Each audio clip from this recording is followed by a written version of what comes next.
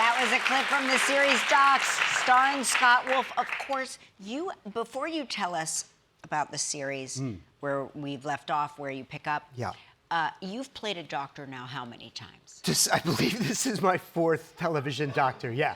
So when people say I'm not a doctor, but I play one on TV. You have. I have. But I feel like you've played one on TV enough to, like, basically you're a doctor. I should be Scott Wolf, MD. I mean... Does your family ask you questions ever, like if they're ill? I get asked questions, yeah. Well, no, I more offer medical advice.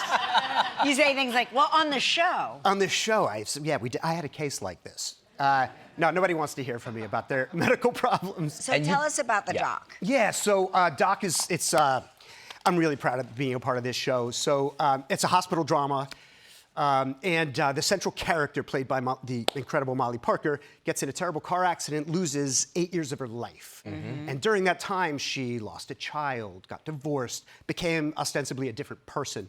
And so the show, in many ways, is about second chances. What would you do if you sort of had another opportunity to revisit who you've been and, you know, keep some things, change some things?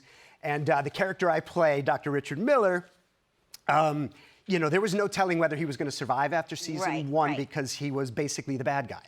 You know, and I refer to him as the accidental villain, because he's a really good person, really good doctor, at least I think so. Right. And who made a terrible mistake, didn't feel safe coming clean. And once he lied, it just snowballed into him having to be, the cover-up's worse than the crime. Studying human nature. Yes, but he has now found a way to leverage himself back into this environment. Yeah. Yes. So you and I did a show together, the night shift. And there was a lot of medical jargon, and you helped me with that. And I did? Yeah, I remember. Well, intubating people. I mean, the whole thing. I completely forgot everything. How do you remember these terms, these lines? Two great medical minds. Doctors Tell Wolf and Dr.